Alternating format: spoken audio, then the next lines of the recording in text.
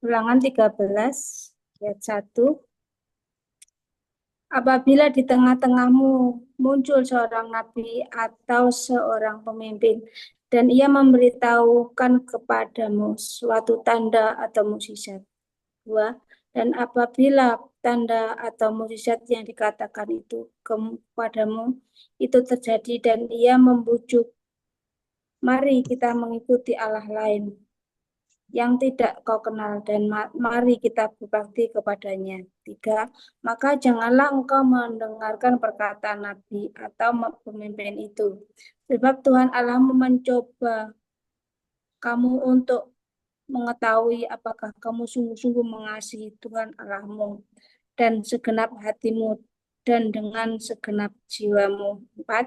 Tuhan Allahmu harus kamu ikuti. Kamu harus takut akan Dia. Kamu harus berpegang pada perintahnya. Suaranya harus kamu dengarkan kepadanya. Harus kamu berbakti dan berpaut. 5. Nabi atau pemimpin itu haruslah dihukum mati karena ia telah mengajak murtad terhadap Tuhan Allahmu yang telah membawa kamu keluar dari tanah Mesir dan yang menebus engkau dari rumah perbudakan dengan maksud untuk menyesatkan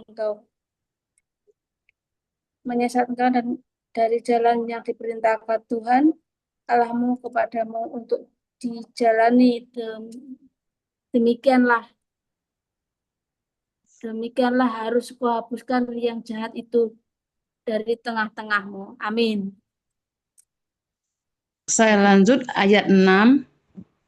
Apabila saudaramu laki-laki, anak ibumu atau anak laki-laki atau anak perempuan atau istrimu sendiri atau sahabat karibmu membujuk engkau diam-diam, katanya, mari kita berbakti kepada Allah lain yang tidak dikenal olehmu ataupun oleh nenek moyangmu. 7. Salah satu Allah bangsa-bangsa sekelilingmu, baik yang dekat kepadamu maupun yang jauh daripadamu, dari ujung bumi ke ujung bumi. 8. Maka janganlah engkau mengalah kepadanya dan janganlah mendengarkan dia. Janganlah engkau merasa sayang kepadanya. Janganlah mengasihani dia dan janganlah menutupi salahnya. 9. Tetapi bunuhlah dia. Pertama-tama tanganmu sendirilah yang bergerak untuk membunuh dia, kemudian seluruh rakyat. 10. Aku harus melempari dia dengan batu, sehingga mati, karena ia telah berikhtiar menyesatkan engkau daripada Tuhan Allahmu, yang telah membawa engkau keluar dari tanah Mesir, dari rumah perbudakan. Amin. Ulangan 13 ayat 11 sampai 15, demikian bunyi firman Tuhan. Maka seluruh orang Israel akan mendengar dan menjadi takut sehingga mereka tidak akan melakukan lagi perbuatan jahat seperti itu di tengah-tengahmu. Ayat 12. Apabila di salah satu kota yang diberikan Tuhan Allahmu kepadamu untuk diam di sana, kau dengar orang berkata. Ayat 13. Ada orang-orang dursila tampil di tengah-tengahmu yang telah menyesatkan penduduk kota mereka dengan berkata, mari kita berbakti kepada Allah lain yang tidak kamu kenal. Ayat 14. Maka haruslah engkau memeriksa, menyelidiki, dan menanyakan baik-baik. Jikalau ternyata benar dan sudah pasti bahwa kekejian itu dilakukan di tengah-tengahmu. Ayat 15. Maka bunuhlah dengan mata pedang penduduk kota itu, dan tumpaslah dengan mata pedang kota itu serta segala isinya dan hewannya. Amin. Amin. Ayat 16. Seluruh jarahan harus kau kumpulkan di tengah-tengah lapangan dan harus kau bakar habis kota dengan seluruh jarahan itu sebagai korban bakaran yang lengkap bagi Tuhan Allahmu. Semuanya itu akan tetap menjadi timbunan puing untuk selamanya dan akan dibangun kembali. Ayat 17.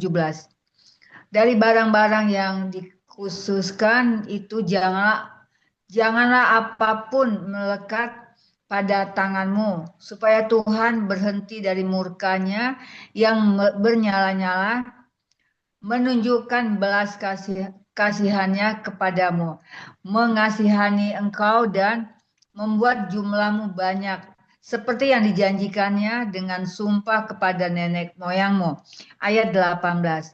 Sebab dengan demikian engkau mendengarkan suara Tuhan Allahmu untuk berpegang pada segala perintahnya yang kusampaikan kepadamu pada hari ini, dengan melakukan apa yang benar di mata Tuhan Allahmu.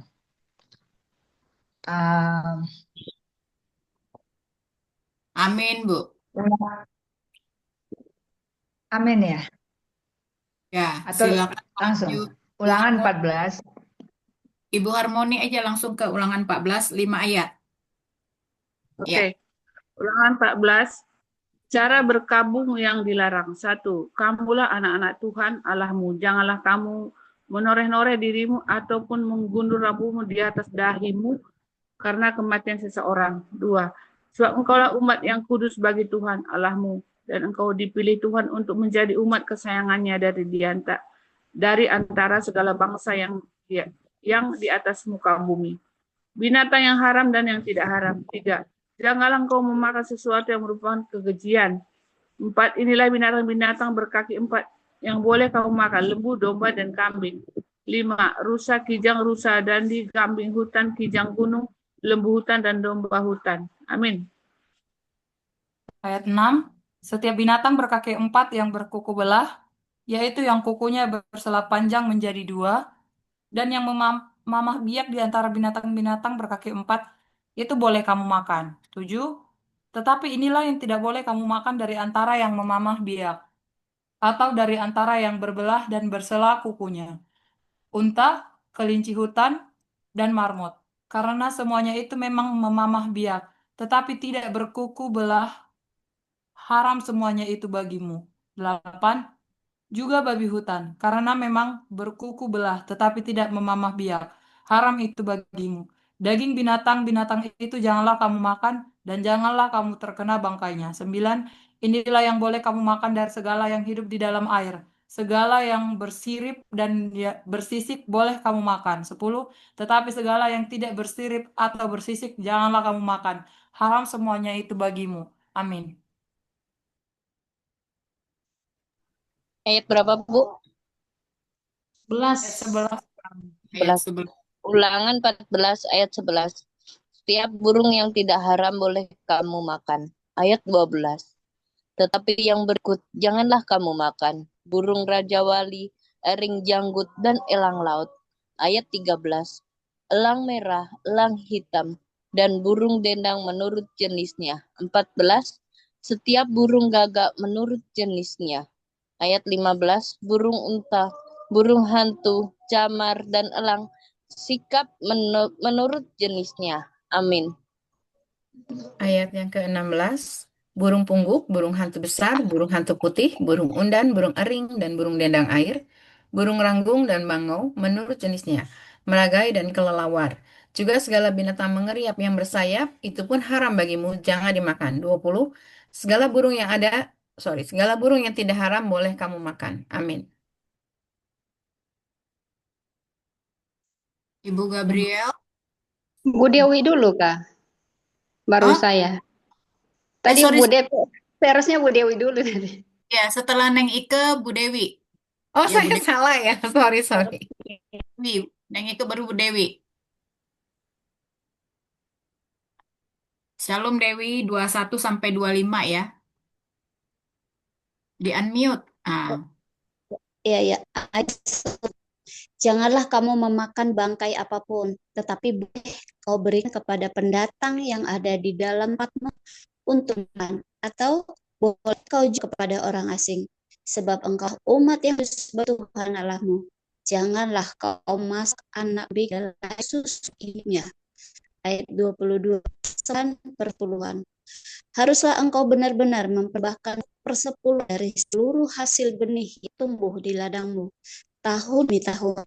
23, di hadapan Tuhan Allahmu yang akan dipilihnya untuk membuat namanya diam sana, harus engkau memakan bahan persembahan gandummu dari anggurmu dan minyakmu, atau dari anak-anak sulung lembu sapimu dan kambingmu, supaya engkau belajar untuk lalu takut akan Tuhan Allahmu.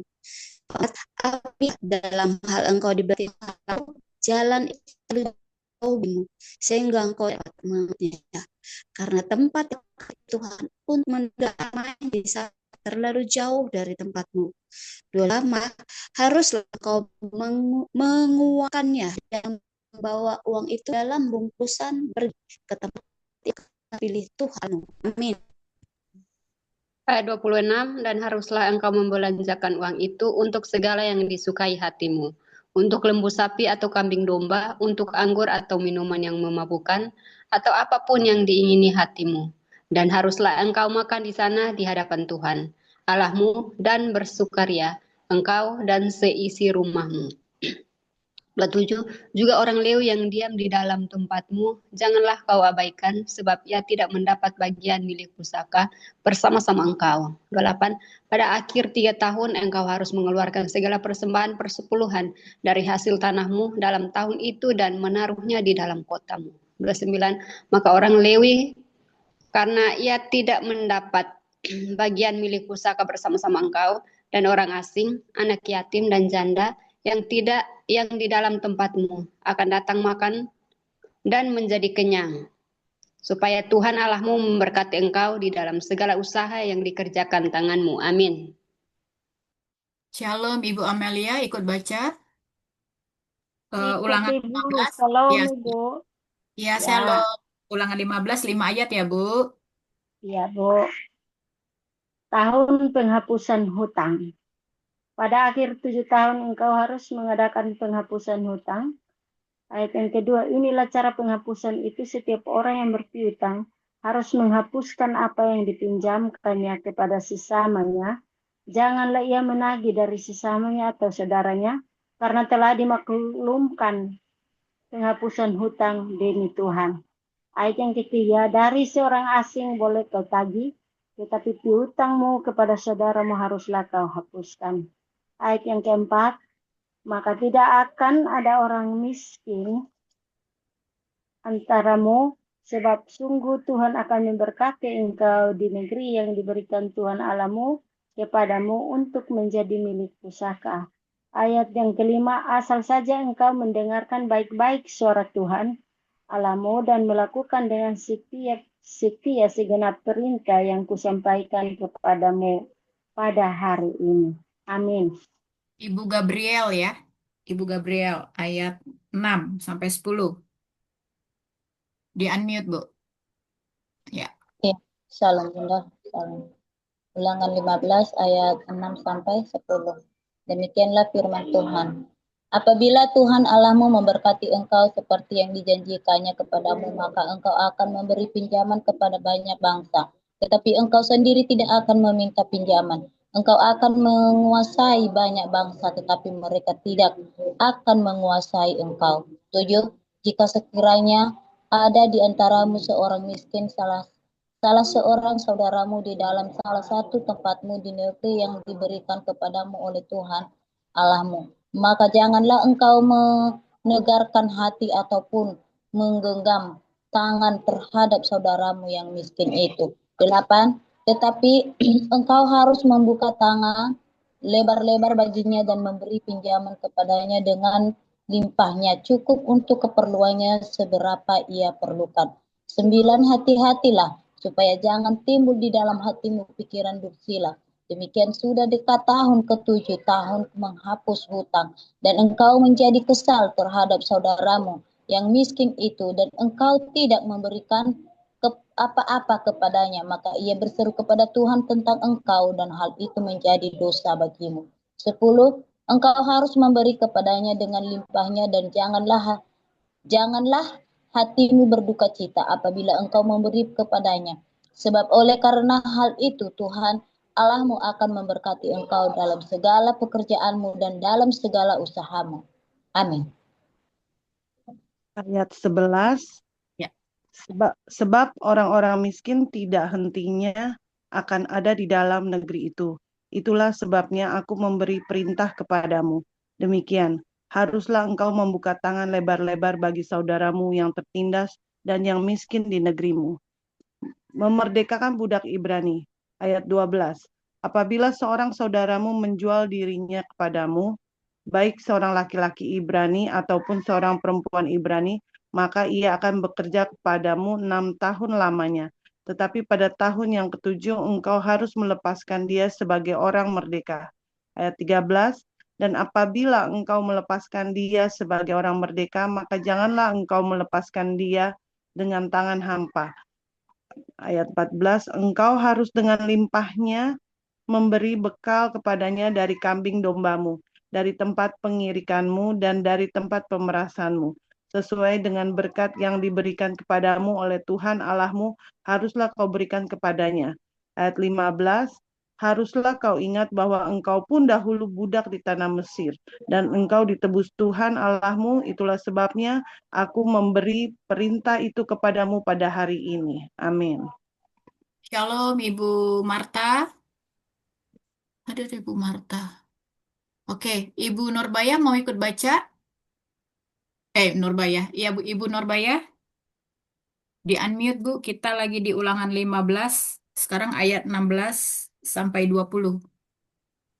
Oh iya. Ulangan Ayat 16. 16 sampai 20 ya. Ya. Oke, baik Bu. Firman Tuhan berkata, tetapi apabila dia berkata kepadamu, aku tidak mau keluar meninggalkan engkau, karena ia mengasihi engkau dan keluargamu, sebab baik keadaannya padamu. 17. Maka engkau harus mengambil sebuah penusuk dan menindik telinganya pada pintu, sehingga ia menjadi budakmu untuk selama-lamanya. Demikian juga kau perbuat kepada budakmu perempuan. 18. Janganlah merasa susah apabila engkau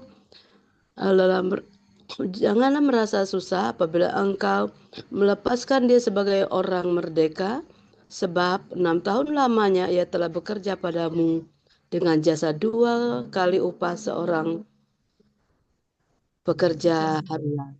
Maka Tuhan Allahmu akan memberkati engkau dalam segala sesuatu yang kau kerjakan. Anak sulung ternak. Segala anak sulung jantan yang lahir di antara lembu sapimu dan kambing dombamu, haruslah kau kuduskan bagi Tuhan Allahmu. Janganlah engkau memakai anak sulung lembumu, dan janganlah engkau menggunting bulu anak sulung dombamu. Ayat 20. Di hadapan Tuhan Allahmu, engkau harus memakan dagingnya tahun demi tahun di tempat yang akan dipilih Tuhan, engkau ini dan seisi rumahmu. Amin. 21. Tetapi apabila ada cacatnya, jika timpang atau buta, bahkan cacat apapun yang buruk, maka janganlah engkau menyembelihnya bagi Tuhan Allahmu. Di dalam tempatmu boleh engkau baik orang najis maupun orang kafir memakan dagingnya, seperti daging kijang atau daging rusa. 23. Hanya darahnya janganlah kau makan. Haruslah kau curahkan ke tanah seperti air. Amin. Lanjut Ibu Tika.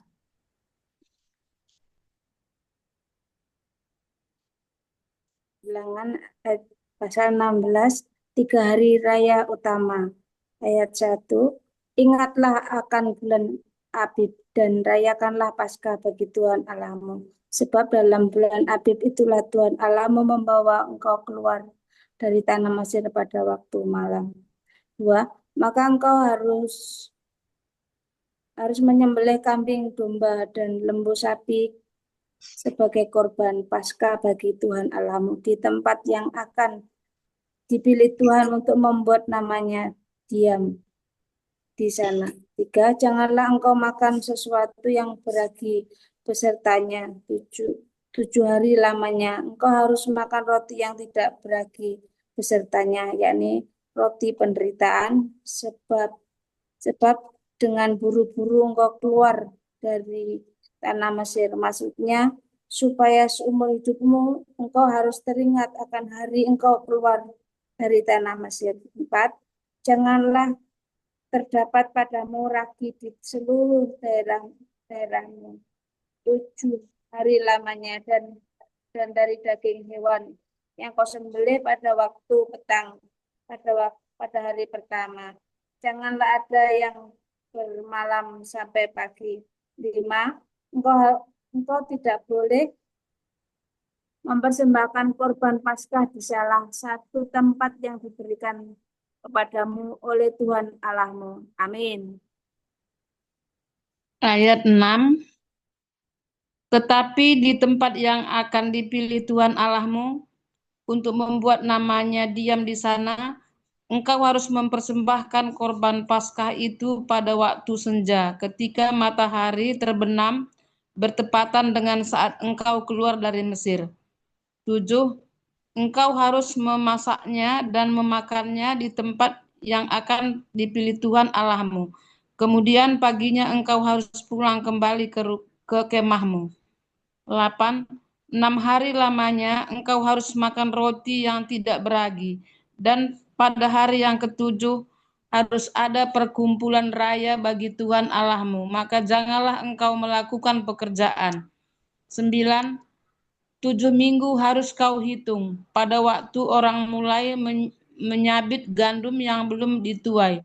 Haruslah engkau mulai menghitung 7 minggu itu. 10.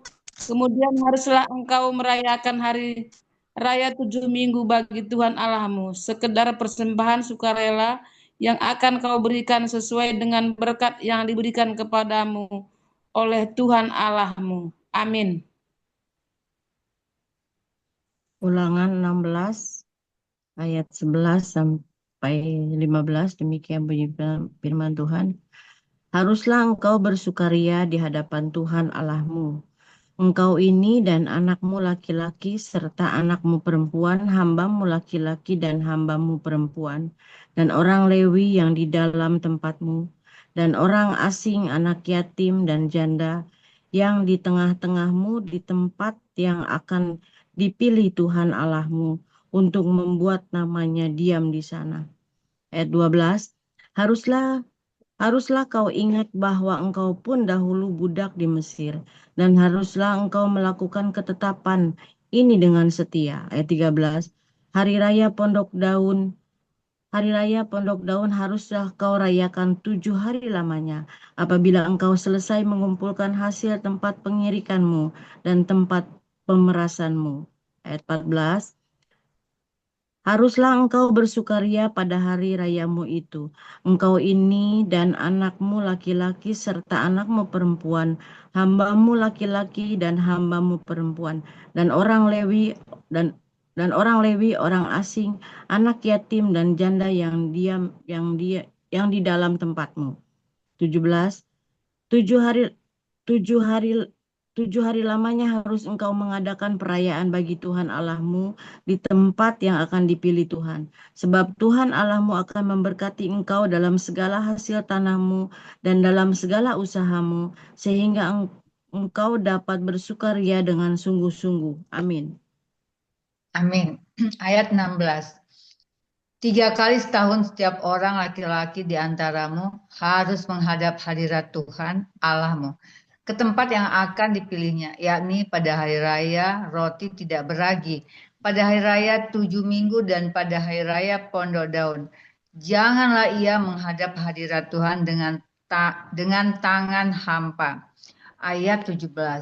Tetapi masing-masing dengan sekadar persembahan sesuai dengan berkat diberikan kepadamu oleh Tuhan Allahmu. Pengadilan yang adil. Ayat 18. Hakim-hakim dan petugas-petugas haruslah kau angkat di segala tempat yang diberikan Tuhan Allahmu kepadamu, menurut suku-sukumu. Mereka harus menghakimi bangsa itu dengan pengadilan yang adil. Ayat 19.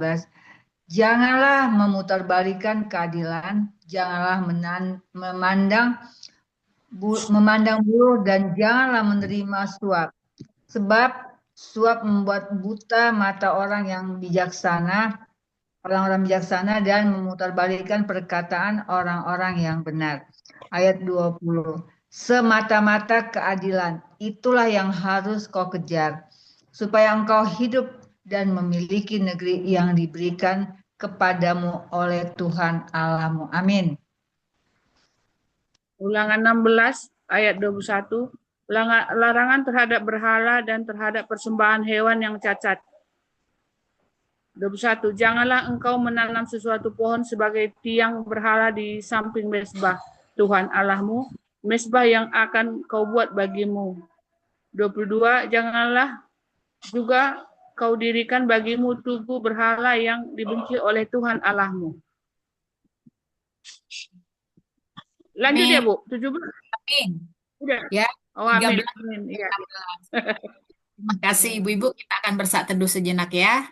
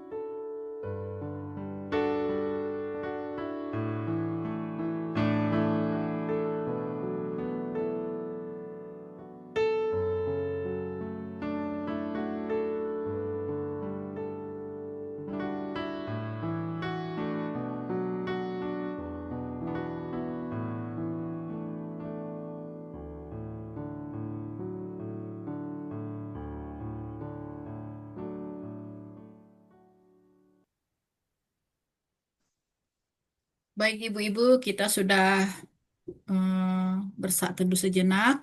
Silakan bagi ibu-ibu yang punya rema dari pembacaan firman kita dari Ulangan 13, 14, 15, 16, 4 pasal malam ini, dipersilahkan.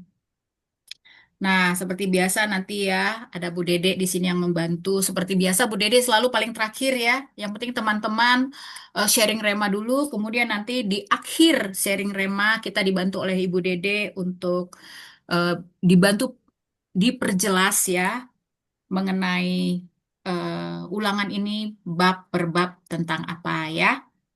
Silakan ibu-ibu yang punya sharing, yang punya rema maksud saya boleh bersharing. Ibu Pita mau coba duluan? Saya coba ya Bu ya.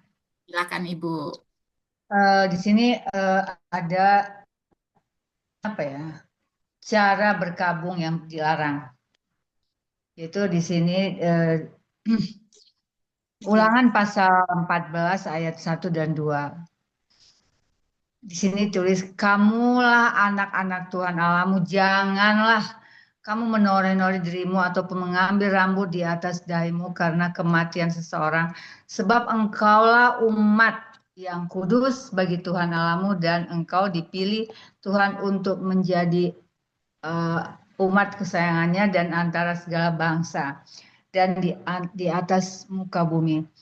Saya lihat gini ya Bu, pada saat tulisan ulangan ini ditulis ya, pada saat itu bangsa Israel ini kan baru keluar dari pembuangan Babilonia ya, yang mereka akan menuju ke Kanaan. Jadi di sekitar mereka itu hidup bangsa Kanaan, bangsa Moab dan bangsa Amon. Nah, bangsa ini adalah bangsa yang kalau ada kematian itu mereka itu menggunduli rambutnya di atas dari untuk kematian seseorang. Nah, mereka itu menggunduli dan mereka itu bangsa ini praktik keagamaan dan budaya mereka itu emang begitu, bahkan menuju ke arah berhala. Jadi makanya Tuhan mengatakan bangsa anak Tuhan itu tidak boleh seperti itu, karena anak Tuhan itu adalah kudus dan anak pilihan yang Tuhan menyayangi umatnya, karena bukan saja cara mereka menghadapi kematian, tetapi cara mereka ini justru kemurnian penyembahan kepada Tuhan itu akhirnya terpengaruh juga karena mereka membuat dengan mereka ada hubungannya dengan berhala. Karena itu Tuhan bilang jangan kamu mengikuti mereka. Demikian Ibu yang saya bisa bagikan. Baik, terima kasih Bu Rita ya atas pencerahannya ini ya, cara bergabung yang dilarang. Baik, terima kasih. Ibu-ibu lain, apakah ada rema yang siap dibagikan? Monggo. Ya, sambil menunggu ibu-ibu lain, saya juga punya rema ya mengenai peradilan nih. Karena tiba-tiba saya teringat. Jadi di Ulangan 16 itu ya, di Ulangan 16 ayat 18 sampai 20 ya, pengadilan yang adil. Jadi memang di sini kita tahu bahwa di Ulangan ini kan berisi perintah Allah kepada bangsa Israel untuk menegakkan sistem peradilan ya, peradilan yang adil dalam mengangkat hakim dan petugas di setiap kota. Nah, di sini dikatakan janganlah memutar di ayat 19 ya. Janganlah memutarbalikkan keadilan, janganlah memandang bulu dan janganlah menerima suap. Sebab suap membuat buta mata orang-orang bijaksana dan memutarbalikkan perkataan orang-orang benar. Nah, ibu-ibu, kita sudah tahu bagaimana peradilan di Indonesia ya. Ayat ini mengingatkan saya ketika pelayanan ke penjara ya, ke penjara perempuan, tidak sedikit di sana mereka adalah korban ya. Korban daripada ini 19 ini. Jadi saya ada satu sharing dengan seorang perempuan ya, seorang ibu perempuan dan dia cantik. Ternyata dia adalah staf daripada salah satu menteri yang ada di Jakarta dan ketika dia divonis penjara dia dipindahkan ke Bali. Permasalahannya itu ya ini penyalahgunaan dana. Jadi dia diminta oleh Pak Menteri untuk mengambil sejumlah uang. Jadi si ibu ini ya yang melakukan transfer uang. Jadi bukan si menteri itu hanya merintahin. Transfer uang ke rekening pribadinya dan uang itu digunakan untuk biaya pernikahan anaknya gitu ya. Jadi suatu hari terciduk ketahuan dan akhirnya dialah yang menjadi dalam tanda petik kayak tumbal ya. Dia ini tidak berdaya. Dia ini adalah korban daripada pemutarbalikan keadilan ya. Jadi ada juga unsur suap di sana. Dan itu baru satu kasus ya yang saya dengar ceritanya. Masih ada kasus-kasus lain seperti misalnya kayak narkoba. bukan korbannya. Bukan korban, maksud saya bukan pelakunya, tetapi dijadikan korban. Ini tadi, dan itu terjadi ya. Jadi saya melihat pada ibu ini adalah seorang yang luar biasa. Saya melihat bagaimana dia juga kuat di dalam doa gitu ya. Kadang-kadang saya pikir begini, ini orang-orang luar biasa sebenarnya yang di penjara ini gitu ya. Cuman ya begitu, ketidakberdayaan mereka di dalam menghadapi peradilan ya, ketika orang benar ya ingin benar-benar jujur di hadapan pengadilan, tetapi yang terjadi adalah sebaliknya ya, dia dijebloskan di dalam penjara. Tetapi ada penguatan lain memang pada akhirnya ya, ketika sharing dengan ibu-ibu yang menjadi korban atas pemutarbalikan fakta ini ya, termasuk juga kasus suap dan segala macam, bahwa akhirnya mereka itu menjadi berkat di penjara itu. Mereka menjadi berkat bagi ibu-ibu lain, ibu-ibu yang benar apa yang hancur, ibu-ibu yang mengalami kepahitan. Akhirnya mereka menjadi terang. Terang dalam artian apa? Mereka lah memang. Jadi begini, kalau sharing tuh saya menguatkan mereka bahwa ada rencana Tuhan untuk ibu ada di penjara ini, gitu ya. Ibu menjadi berkat bagi ibu-ibu lain, menjadi pendoa yang luar biasa bagi ibu-ibu lain.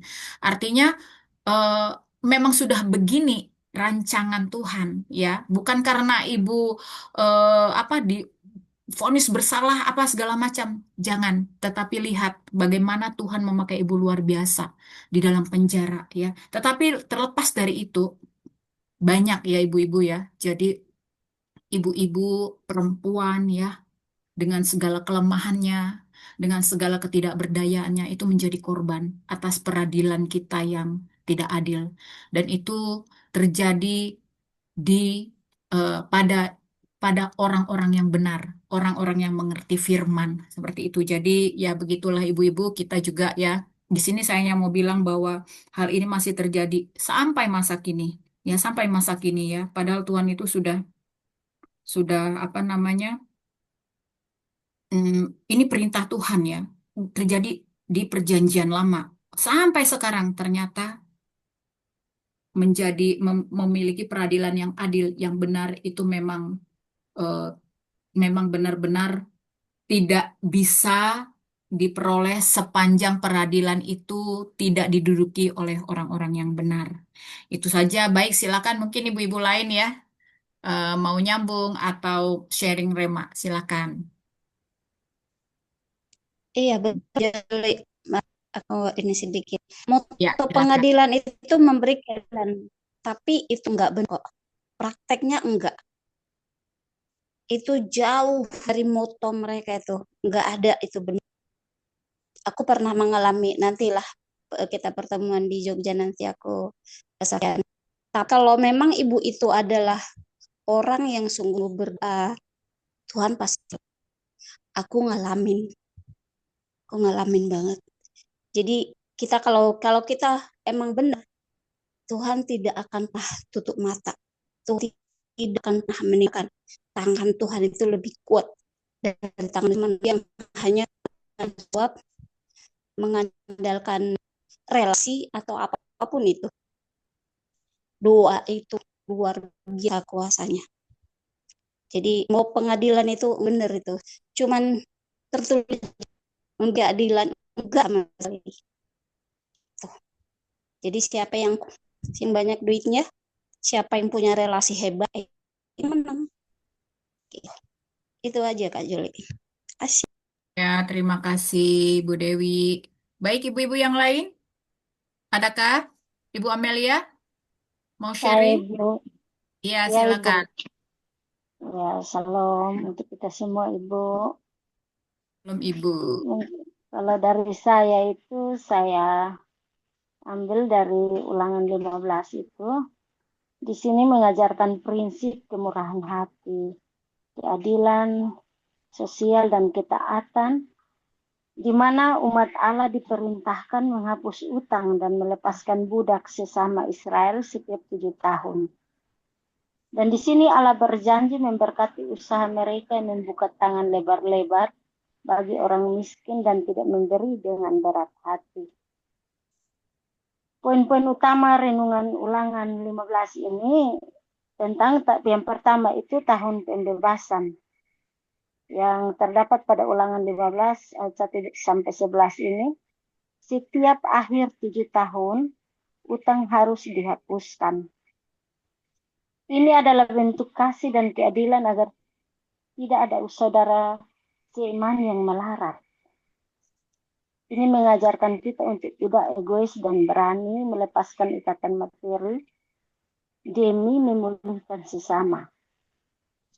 Kemudian yang kedua itu hati yang pemurah. Di sini juga Tuhan melarang umatnya menyegarkan hati atau menggenggam tangan terhadap orang miskin.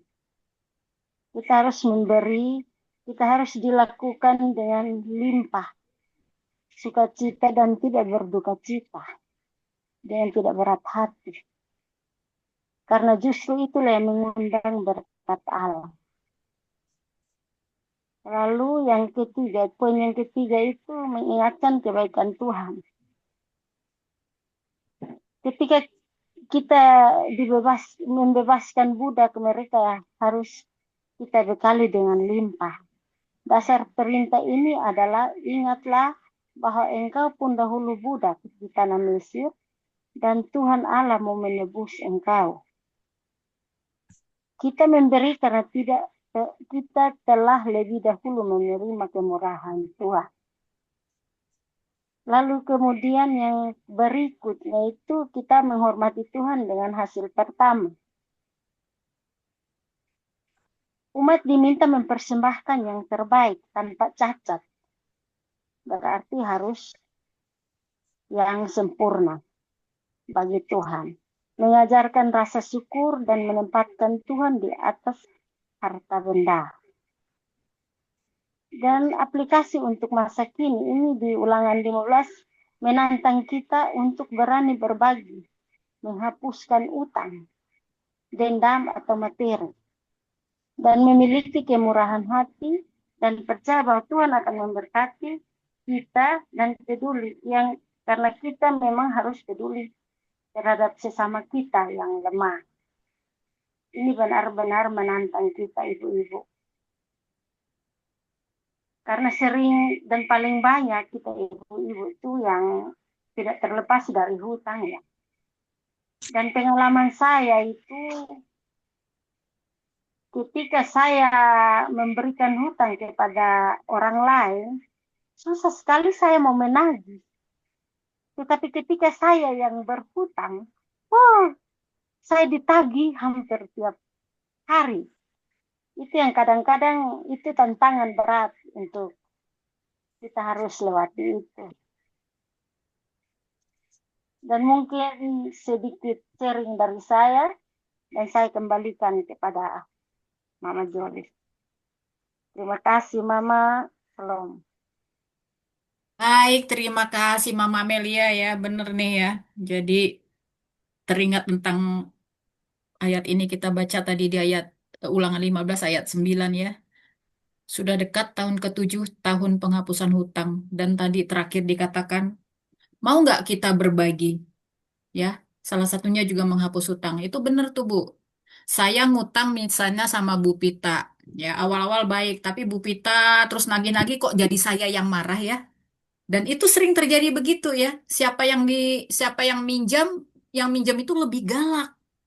Tapi kan begitu ya, yang minjem itu ketika ditagih bisa lebih galak. Kita suka sekali melihat hal-hal seperti ini ya. Jadi memang saya pun begitu pernah mengalami meminjam uang, mau nagih itu kenapa saya yang merasa kok jadi aku yang merasa bersalah ya padahal itu uangku gitu. Jadi sekarang saya juga biasanya bertanya dulu, berdoa Tuhan, bagaimana caraku menjawab untuk menolak orang ini gitu ya. Karena kalau saya bilang nggak ada duit, nanti beneran nggak ada duit. Nah, jadi harus menyusun satu kata-kata yang menolak secara halus tapi tidak menyakiti gitu ya, tidak tidak menyakiti dia dan kita juga tidak perlu merasa bersalah kan gitu ya. Nah, jadi tapi di sini ada tahun penghapusan hutang. Ikhlas nggak teman-teman kalau ada orang pinjam uang terus bertahun-tahun nggak dibayar, terus diikhlaskan, ya sudahlah, kubiarkan uangku lepas begitu. Ikhlas nggak? Mending ya kalau cuma 100, 200 ya. Tapi kalau puluhan juta kira-kira ikhlas nggak ya? Atau jangan-jangan manggil itu tuh. Biasanya apa orang-orang apa tukang kredit itu tuh? Yang orang-orangnya sangar-sangar itu apa namanya? Tukang kredit ya. Debt Suruh collector. debt Tapi Bu Joli, collector. Manggil Bu debt Joli, collector, suruh tapi ya Bu Bu. Joli, akhirnya harus diikhlasin. Karena saya udah ngalamin juga itu ratusan juta Bu, saya ikhlasin aja. Gimana? Saya juga, Bu. Saya alami itu. Lagi udah berserah aja sama Tuhan, digantikan pengennya kita dikasih makan sama Tuhan, udahlah. Iya. Udah ini. Amin. Betul. Ya. Yang penting itu tadi Kak, soal keikhlasan. Karena kalau sudah ikhlas, ya ketika kita kehilangan, ya karena ikhlas itu adalah kekuatan di balik keikhlasan itu luar biasa. Ya, Benar, nggak ada yang benar. sakit. Ya, nggak ada yang sakit di dalam. Nggak ada yang sakit. Kalau Ya. secara manusia sakit, tapi ketika kita ikhlas, ya udah, biarkan aja. Di sini nggak sakit. Ya. Nah, itu kita puji Tuhan. Kita sudah membaca firman, kita harus praktek dan kita imani bahwa apapun yang pernah hilang di dalam hidup kita, ya kalau cuman materi kita ikhlaskan gitu ya. Benar. Apa Tuhan akan menggantikan berlebih-lebih daripada apa yang pernah hilang, ya. Amin. Tuh ya. Amin. Jadi ini ya, ini luar biasa nih. Berani nggak kita berbagi kembali tadi situ ya? Berani nggak kita berbagi gitu ya? Apalagi tadi itu keikhlasannya Bu Pita ya ratusan juta. Luar Iya. biasa. Dan ipar lagi. Saya juga Bu, saya ratusan juta itu. Ipar lagi. Aduh. Udah deh. Iya, padahal hidup kita juga serba kekurangan sih, tapi gimana lagi? Harus ikhlas, Bu. Betul ya. Terus ikhlas ya, ikhlas percaya bahwa suatu hari kita akan mendapat gantinya lebih daripada yang pernah hilang gitu ya. Baik, ibu-ibu, apakah ada yang mau sharing rema lagi? Silahkan. Ibu Marina, Ibu Gabriel, Ibu Adel, silahkan. Ayo Kak Marina. Saya masalah tahun penghapusan utang ini yang paling ini saya bacakan dulu ya ayat 11-nya. Sebab orang-orang miskin tidak hentinya akan ada di dalam negeri itu. Itulah sebabnya aku memberi perintah kepadamu. Demikian haruslah engkau membuka tangan lebar-lebar bagi saudaramu yang tertindas dan yang miskin di negeri. Memang masalah uang ini agak sensitif juga memang. Orang miskin di negerimu katanya di sini, bukan di negerimu, di kalangan keluarga sendiri aja masih banyak yang kurang. Tapi kalau saya begini, misalnya memang kalau di keluarga itu selalu ada yang butuh uang pasti. Kalau kita nggak kasih pasti dibilangin kita pelit. Tapi saya kalau dalam keluarga saya pernah begini, datang ke rumah saya misalnya mau minjam 5 juta lah umpamanya. Supaya saya nggak berdosa, saya nggak kasih 5 juta, saya kasih 500 aja. Jadi nggak saya harapkan dipulangin gitu. Nah, begitu saya, kalau saya sih begitu. Soalnya bukan 1 kali, 2 kali. Kalau dalam keluarga ini, ya pasti ada kekurangan, namanya hidup ya. Tapi ya itu tadi, saya jauh pikirkan, ada pun nanti duitnya, pasti dia udah berat mengembalikannya. Karena dalam keluarga memang begitu gitu. Jadi saya sudah mengalami, malah kalau dalam teman sendiri itu tadi, karena saya nggak enak, pinjam duitmu gitu ya. Terus begitu saya pinjamkan, berapa hari kemudian dia meninggal ya gimana. Jadi itu tadi masalah keikhlasan. Jadi suaminya nggak tahu, anaknya doang yang tahu gitu. Ya udah, berarti itu bukan milikku lagi. Berarti mungkin itu harus buang sial lah dalam hati aku sih gitu. Nggak boleh bilang buang sial, Bu. Nggak boleh. Bilang aja ikhlas. Ya memang kalau dalam duit ini ya sensitif, kita harus berhati-hati selalu supaya kita pun nggak berdosa sama Tuhan ya. menjaga juga ini kita supaya jangan dicap pelit juga memang nggak gampang sih memang. Ya begitu Jol, kalau saya Iya, sih. jadi kita semua di sini, 22 orang di sini memang pasti pernah mengalami yang namanya soal pinjam meminjam ya. Dan tahu Ya. suka dukanya menjadi peminjam dan karena ditagih dan suka dukanya ketika kita menagih gitu ya. Tapi memang saya seperti Bu Marina juga sih akhirnya. Daripada orang itu minjam kita tahu tidak kembali, lebih baik kasih sedikit tapi ambil aja ini semampu saya. Gitu daripada ya akhirnya nanti menjadi duri dalam daging, ya kan ya? Betul, Bu. Oke. Soalnya Iya. ya kalau kita nggak begitu menambahin dosa juga menurut saya segitu. Kita kesel gitu kan berarti udah nambahin dosa kita kan. Kamu kok Betul. begitu? Nah, kalau ada di hati seperti itu walaupun kita nggak ucapkan sama dia, pasti udah menambahi dosa ya. Kalau bisa kita ngurang-ngurangin dosa deh kalau sanggup itu aja. Ya udah, Cok. Sukacitanya berkurang. Oke, Sukacitanya oke. berkurang. Iya. Ini bahaya ya, kita harus hati-hati ibu-ibu. Antar kita juga ini ya. Jangan saling ngutang-mengutang ya, supaya tidak ada dusta di antara kita. Oke, apakah ada? Ini saya mau ada lihat ada Ibu Adel sama Ibu siapa nih? Siu Chen. Shalom, dua ibu. Bisakah kenalan? Halo. Adel itu yang mana ya? Bisa Siapa kenalan dulu. itu? Shalom, shalom Halo, semua. Ibu Salam Jolly. kenal. Ibu Syucin dulu, baru Ibu Adel. Ibu Syucin boleh kenalan? Ya, salam kenal ya. Maaf ini dimatiin kameranya, sinyalnya Ya. jelek.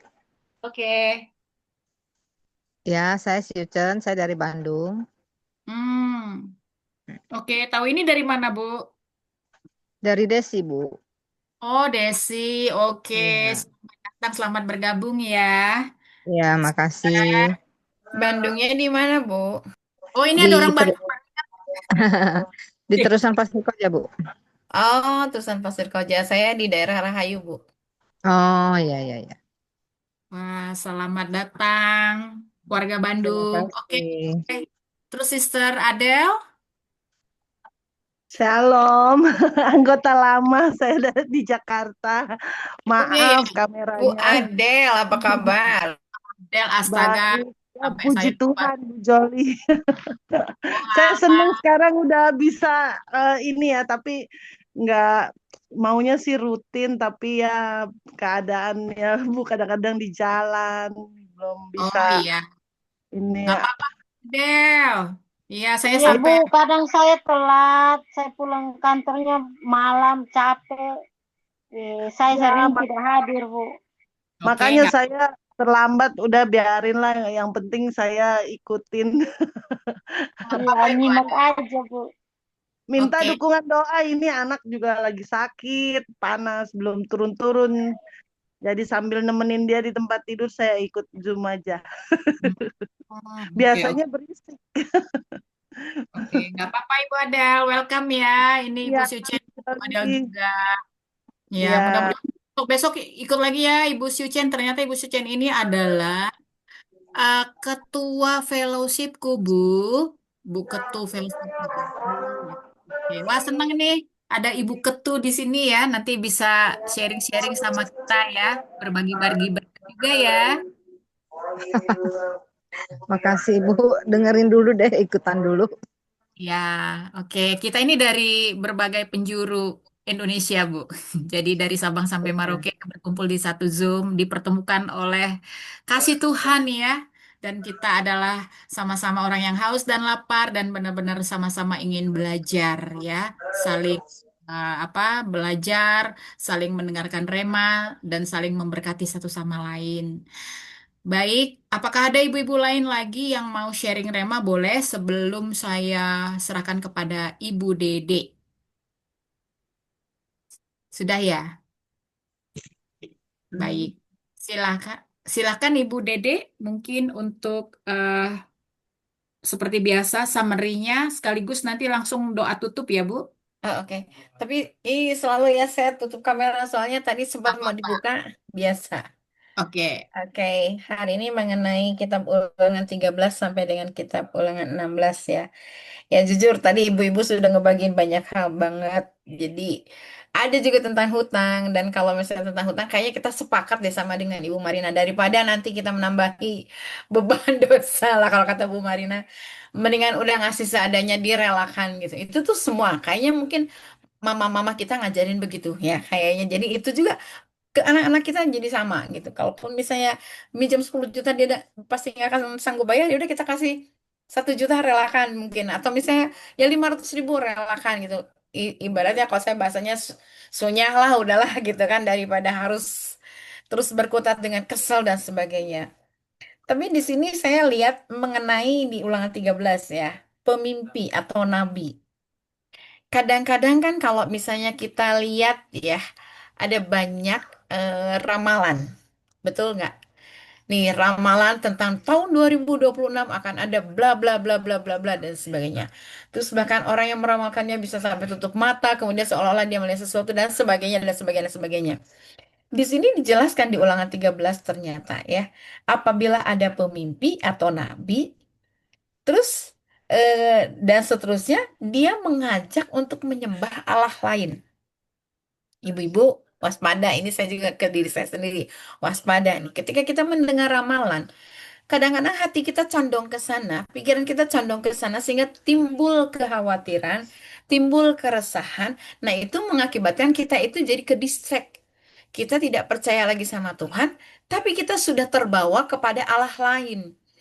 Ingat Allah lain ini bukan berarti kita langsung menyembah seperti halnya eh, menyembah patung dan sebagainya, tapi Allah lain itu dalam bentuk bisa kekhawatiran, bisa akhirnya kita menjadi terbawa suasana, sampai akhirnya fokus kita berubah gitu. Nah itu Tuhan bilang, kalau ketemu dengan orang yang seperti itu ya, Alkitab mengatakan bunuh dia gitu, matikan saja gitu, daripada membawa kita kepada hal yang tidak baik gitu. Tapi kalau saya sih mungkin nggak sekarang nggak gitu ya. Tapi ketika kita melihat seperti itu, lebih baik kita nggak usah mendengar. Kita hanya mendengar apa yang diarahkan oleh firman Tuhan, apa yang dinyatakan oleh firman Tuhan. Karena kan di dalam firman Tuhan itu sendiri, segala sesuatu memang harus terjadi. Tapi ingat, Tuhan sendiri yang memelihara setiap kita yang percaya kepada Dia, gitu kan. Jadi intinya ini sudah dijelaskan di Ulangan 13. Jadi kalau ada apapun yang kita dengar, waspada. Kita harus waspada, kita jaga hati, jaga pikiran. Supaya kita nggak ke distract, dan supaya kita tidak terjerumus kepada Allah lain dalam bentuk kekhawatiran dan sebagainya. Nah, di Ulangan 14 juga disebutin ada yang disebut yang tadi Bu Pita ngomong ya, jangan menoreh-noreh apa sih namanya kalau misalnya kita berkabung yuk noreh-noreh. Ini tuh pernah dilakukan oleh Nabi Baal. Ya, ketika Nabi Baal itu ingin mengundang nabinya, ingin mengundang Tuhannya, dia menoreh tubuhnya sampai kayak kesurupan gitu, tapi nggak terjadi sesuatu. Nah, Tuhan mau kita itu hidup kudus gitu. Artinya Tuhan juga mau melihat tubuh kita itu dengan penuh kekudusan. Gak bolehlah ada torehan-torehan dan sebagainya. Nah, saya sempat mikir gini, gimana kalau yang bertato ya? Kalau itu dilakukan sebelum dia bertobat dan kemudian akhirnya dia datang kepada Tuhan dalam kondisi tubuh dia sudah bertato, ya Tuhan akan menerima dia apa adanya. Karena kan nggak mungkin tatonya dihilangin meskipun memang ada sinar laser yang menghilangkan begitu. Tapi intinya ketika kita percaya sama Yesus dan kita melakukan hal itu, waspada. Karena kan sebenarnya Tuhan mau tuh kita tuh kudus, termasuk tubuh kita juga kudus gitu. Jadi di sini unsurnya adalah Tuhan ingin melihat kekudusan kita karena kita itu menampilkan bait Roh Kudus. Masa tubuh tuh sorry, masa baitnya Allah tapi hidupnya misalnya, maaf kalau saya bilang ada torehan-torehan dan sebagainya. Jadi intinya kita boleh berkabung, is okay itu berkabung nggak masalah. Toh misalnya saudara kita meninggal atau misalnya siapa orang yang terdekat kita meninggal, kita menangis berkabung, oke. Tapi kita ingat apa yang dari tanah kembali kepada ada tanah, tapi rohnya itu akan diangkat ke surga kalau memang dia percaya Yesus. Jadi yang Tuhan mau tuh kita memang hidup dalam kekudusan itu. Kemudian mengenai binatang yang haram dan yang tidak haram. Saya cari-cari di sini ada ternyata babi hutan ya. Ibu-ibu pasti semua doyan babi kan? Termasuk saya juga doyan babi. Itu makanan terenak. Nah, kenapa Tuhan mengatakan seperti itu dan ini di kitab Ulangan? Ya, sebenarnya kalau memang sudah dikatakan kan ke Petrus juga jangan dinyatakan haram kalau memang Tuhan sudah ngomong halal. Tapi semua itu menjagai waktu itu orang-orang Israel dari nafsu rakus. Masih ingat ya ketika orang-orang Israel meminta, wah di sini mah nggak ada daging. Coba kalau kita duduk di depan di Mesir, di depan tungku yang berisi makanan daging. Nah Tuhan itu tidak menginginkan adanya nafsu rakus sehingga Tuhan memberikan batasan-batasan makanan mana yang boleh dimakan dan mana yang tidak boleh dimakan. Sebenarnya Tuhan ingin mengajarkan kepada orang-orang Israel itu untuk hidup dalam ketaatan. Nah, kalau misalnya saya bilang ini, Tuhan kalau sekarang makan babi boleh nggak ya? Kembali, kalau itu dimakan dalam jumlah yang banyak, ya nggak sehat juga buat tubuh kita. Kalau misalnya saya bilang, sesekali boleh dong ya. Kalau sesekali Tuhan tuh tahu, kita tuh punya taring cuma dua ya. Kita nggak, giginya nggak taring semua. Artinya dengan kata lain, makanan mana yang boleh kita makan dan yang tidak boleh kita makan, kita udah tahu nih batasannya. Intinya kembali kepada proses ketaatan. Dan Tuhan menjagai supaya kita tuh sehat. Ini saya survei membuktikan orang yang makannya tidak makan apa sih namanya protein protein hewaninya berlebih itu usianya panjang. Tapi kalau orang yang selalu makan protein hewaninya berlipat bahkan kalau saya bilang itu kelebihan lah usianya juga pendek karena kan tubuh kita tuh tidak bisa menerima segala sesuatu yang di luar kodrat. Jadi saya suka ngomong gini, kita tuh punya taring dua. Artinya ya makannya ya itulah dua itu. Kita bukan karnivora gitu. Kita tuh omni. Tapi dengan kata lain ya kita juga harus tahu batasan-batasannya. Itu sih yang saya dapat, yang saya tangkap karena saya sempat sempat ketawa nih kata di sini tuh karena saya suka babi. Terus di ulangan 15 nih penghapusan utang ibu-ibu udah hatam semua tentang penghapusan utang. Cuma saya hanya ngomong begini, kok ada ya ayat itu dimunculkan? Maksudnya apa? Ternyata itu tuh lebih ke gini, kalau sesama saudara, kalau misalnya kita jadi debt collector yang tadi kita bilang kemudian pasang muka sangar, yang ada bukan kitanya yang jadi sangar, kita disangarin orang gitu kan. Benar kata Bu Jali tadi bilang, kita nagih pada itu tuh uang kita gitu. Kok malah kita ini marah-marahin ya padahal kita tuh mau ngambil uang kita. Ya udahlah, relakan aja. Anggaplah bahwa itu kita sedang menabur, Tuhan akan memberikan kepada kita berlipat kali ganda. Jadi intinya ya kalau dalam hal tipu menipu, saya pernah ketipu. Suami saya pernah ketipu. Dan kalau disebut, ya pada saat itu uang kami tuh nggak seberapa gitu. Tapi ketika kami ketipu, maknyes gitu. Aduh hatiku gimana gitu. Tapi akhirnya saya bilang, ya Tuhan udahlah saya relain. Tuhan kan sumber berkat. Tapi Tuhan balikin dengan, ya saya bilang berlipat kali ganda gitu. Ketika kita bilang, ya udahlah saya ikhlasin gitu kan. Tapi tetap saya bilang hanya bilang begini, ya itu saya ketipu karena unsur kebodohan saya. Saya belajar dari kebodohan saya sama suami gitu. Tapi intinya ke depan saya harus belajar banyak. Ini Tuhan memberikan kepada kita itu apa sih namanya? Tulus seperti merpati, cerdik seperti ular. Ya, kalau daripada kita ketipu, ya udahlah sama seperti Bu Marina. Udah daripada dia minjem uang nggak tahu dia nggak akan bisa bayar, kasih aja lah gitu ya, serelanya. Udah jadi nggak usah masalah gitu. Tapi kalau misalnya ini terjadi itu sebenarnya unsurnya satu. Tuhan tuh nggak mau kita itu membebani dan Tuhan juga nggak mau adanya orang-orang yang akhirnya jatuh miskin karena terlilit hutang.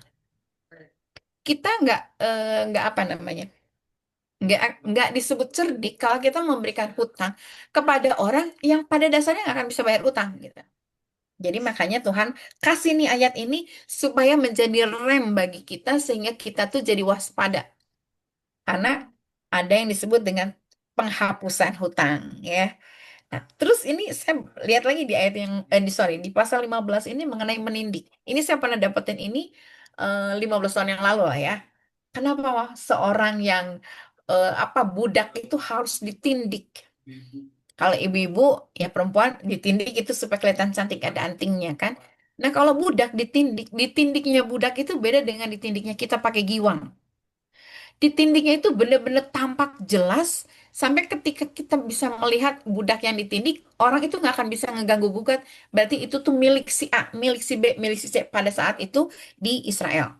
Nah, dia akan melakukan itu dengan kerelaan hati. Artinya dia memberi diri, saya mau apa namanya me- menyerahkan hidup saya menjadi hamba bagi Tuhan ini karena Tuhan ini adalah orang yang baik dan sebagainya dan sebagainya dan sebagainya. Jadi intinya ada kerelaan hati untuk memberikan seluruh hidupnya untuk menjadi hamba. Jadi bukan dipaksa. Dan sebagai salah satu bukti komitmen ini juga sebenarnya yang harus kita lakukan. Kalau kita menyerahkan hati kita sepenuhnya untuk menjadi hamba Tuhan, ya kita harus memberikan diri ditindik. Nggak ditindik jebret gitu kan, kelihatan jadi, oh masa hamba Tuhan tindikannya baik? Nggak gitu. Tapi memberi telinga kita hanya untuk mendengar, melekat sama Tuhan. Nah, itu sih yang saya dapat mengenai ditindik. Jadi itu sebagai satu tanda kepemilikan dan komitmen dia yang sungguh-sungguh sebagai seorang hamba, dia nggak mau lepas dari tuannya karena unsur tuannya ini dalam satu posisi baik banget gitu kan. Terus kalau di Ulangan 16 ini, eh kita tuh semua waktu itu orang tahu ya bahwa orang-orang Israel itu udah keluar dari Mesir dan dia itu harus merayakan mereka keluar dari Mesir sebagai satu hal yang penuh dengan sukacita. Mereka terbebas dari perbudakan orang Mesir yang terus-menerus selama 400 tahun lebih. Nah, hal itu Tuhan mau supaya ada euforia dari orang-orang Israel karena kondisi itu. Makanya di sini disebutkan itu harus dirayakan. Disebut di Ulangan 16 itu, ingatlah akan bulan Abib dan rayakanlah Paskah bagi Tuhan Allahmu sebab dalam bulan Abib itulah Tuhan Allahmu membawa engkau keluar dari Mesir pada waktu malam. Orang-orang Israel keluar dari Mesir itu pada waktu malam dengan membawa jarahan-jarahan yang diberikan dengan sukarela oleh orang Mesir. Nah, ini harus dirayakan. Karena mereka biar mengingat bahwa itu semua adalah pekerjaan Tuhan yang baik untuk membebaskan mereka bukan karena perbuatan mereka, tapi karena janji Tuhan yang sudah diberikan kepada Abraham bahwa keturunanmu akan ada di Mesir selama kurun waktu sekian tahun, 400 tahun. Jadi itu sebagai satu bentuk bahwa Allah tidak melupakan janjinya. Ibu-ibu, kalau ibu-ibu berjanji, kadang suka lupa toh. Saya juga suka lupa. Makanya kita perlu memo. Nah, Allah tuh nggak pernah lupa. Makanya ketika Allah menggenapi janjinya, Allah meminta kepada orang-orang Israel, sok rayain itu bahwa aku tuh tetap berpegang pada janji, meskipun itu waktunya lama. Nah, di sini disebutkan kalau misalnya kamu eh, berpesta atau misalnya merayakan, kamu harus menyembelih kambing domba, lembu sapi, dan korban Paskah bagi Tuhan Allahmu di tempat yang akan dipilih Tuhan, bukan di tempat yang menurut kehendak kita. Sekali lagi, ini saya suka dengan kata-kata dipilih Tuhan. Artinya, Tuhan punya standar. Kalau Tuhan punya standar, jangan kita jadikan downgrade. Standarnya Tuhan, ya standar Tuhan. Kita nggak boleh downgrade dari standar Tuhan. Kita harus ada di standar Tuhan. Nah, standar Tuhan itulah yang harus jadi patokan kita. Makanya Tuhan bilang, Tuhan nggak ngomong, kamu harus menyembelihnya di sini ya, tapi disebutkan dipilih Tuhan. Artinya di tempat-tempat yang Tuhan pilih, yang Tuhan tetapkan. Kemudian jangan kau makan sesuatu yang beragi. Kenapa kita tidak boleh makan sesuatu yang beragi?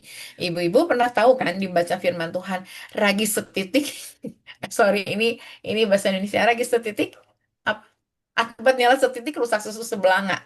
Nah, karena satu ragi itulah itu akan mengkamiri semuanya. Makanya makan roti yang tidak beragi. Jadi saya bilang, Tuhan itu punya skenario yang luar biasa. Skenarionya Tuhan tuh luar biasa. Dan kadang-kadang manusia nih otak kita tuh tidak bisa menerka skenarionya Tuhan. Saya juga kadang berpikir begini, ya usia saya segini Tuhan, tapi saya nggak bisa menerka. Saya setahun lagi kayak gimana, kemudian 2 tahun lagi kayak gimana. Tapi saya tahu Tuhan punya skenario. Karena orang Mesir aja, orang Israel aja di tanah Mesir sepertinya dilupakan. Tapi nggak semuanya ada dalam skenarionya Tuhan. Makanya Tuhan tuh ngarahin ke kita, yuk jaga kesehatan yuk, jangan terlalu rakus. Yuk jaga ketaatan kita yuk, supaya janji Tuhan ke kita itu digenapi di jalannya kita, di waktunya kita, di masanya kita. Bagi kita semua ibu-ibu yang luar biasa nih, sampai ada yang di atas saya usianya, tetap sehat, tetap luar biasa.